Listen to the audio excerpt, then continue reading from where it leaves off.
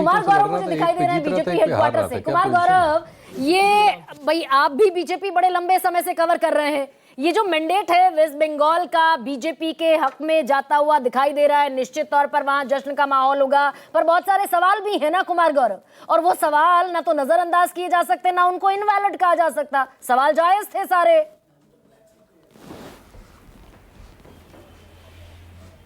गौरव, आवाज आ रही है आपको मेरी?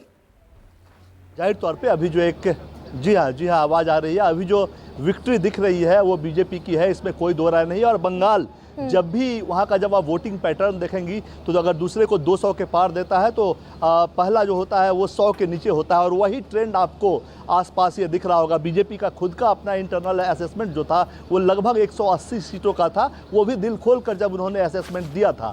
मैं आपको बताऊं कि ये बदलाव की शुरुआत अगर बात कर ले 2016 में 10% सीट से इस पार्टी का 10% वोट से बीजेपी का सफ़र शुरू हुआ था।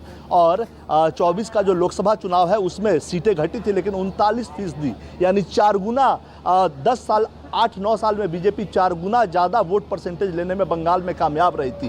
इससे 2021 में ही पार्टी को ऐसा लगा था कि वहाँ हमारे लिए जमीन है, इसलिए उस वक्त ताकत लगाई गई थी। और 2021 का एक तस्वीर था जिसको बीजेपी ने बड़ा वो जो पूरे इलेक्शन कैंपेन में एसआईआर का एक मुद्दा छाया रहा कि 100 में से 12 वोट कटे वेस्ट बंगाल में, और ये सबसे बड़ा आंकड़ा रहा अक्रॉस द नेशन कि 100 में से 12 वोट सिर्फ पश्चिम बंगाल में कटे, 12% के आसपास। ये मुद्दा या फिर ये कितना बड़ा फैक्टर है इस विक्ट्री के पीछे? देखिए, बिल्कुल एसआईआर एक बड़ा मुद्दा है और जीत का एक बड़ा फैक्टर है, इसमें कोई दो राय नहीं है। लेकिन इसके पीछे जो बीजेपी या लंबे समय से ये बताती आ रही है कि जितने इनवैलिड वोटर्स थे या मरे हुए वोटर्स थे जिनका नाम लगातार कैरी फॉरवर्ड हो रहा था, वो गुंडागर्दी के दम पे, अपने लोकल बदमाश गुंडों के दम पे कब्जा कर लेती थी टीएमसी, और वो तमाम वोट डाले जाते थे। उन तमाम वोटों को जब हटाया गया तो उसके बाद जब अभी आप आंकड़ा देखिए तो बीजेपी के पक्ष में आया। बीजेपी ये शुरू से आरोप लगा रही थी कि जो एक्स्ट्रा वोटर्स थे, जो इनवैलिड वोटर्स थे, उनका वोटर आईडी और तमाम चीजें टीएमसी अपने पास रखती थी। और कई बार ऐसे भी केसेस हुए हैं। तो अगर डिसीज वोटर्स की बात करें गौरव, तो कई बार हम भी पॉलिटिकल नैरेटिव में फंस जाते हैं क्या कि मरे हुए जो मृतक वोटर्स थे उनको टीएमसी अपने हक में इस्तेमाल करती थी। वो मृत वोटर्स की तादाद तो कुल 25 से 26 लाख बताई इलेक्शन कमीशन ऑफ इंडिया ने, और इसमें 27 लाख तो वो हैं जिनके कागज आखिरी वक्त तक नहीं जांचे गए, और उसके बाद वो लोग हैं जो या तो ट्रांसफर हो गए या फिर डुप्लीकेसी थे। कुल मिलाकर अगर 30 से 35 लाख इन जेन्युइन वोटर हटे तो 60 लाख तो ऐसे वोटर्स हट गए ना जिन पर ना कोई फाइनल निपटारा हुआ और ना जिस पर कोई टिप्पणी आई सुप्रीम कोर्ट ऑफ इंडिया की। जी हाँ, वैसे टोटल 27 लाख वोटर हैं जो अभी भी फंसे हुए हैं।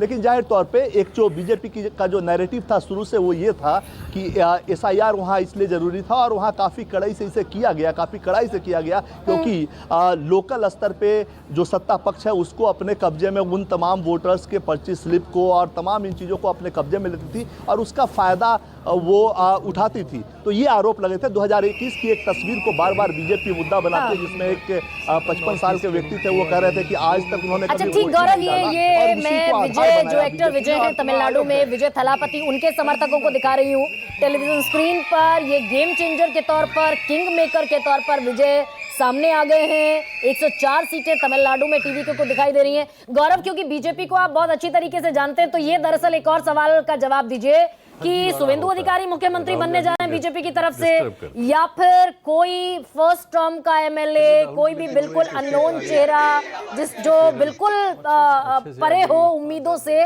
और संभावनाओं से, वैसा कोई चेहरा आने जा रहा है?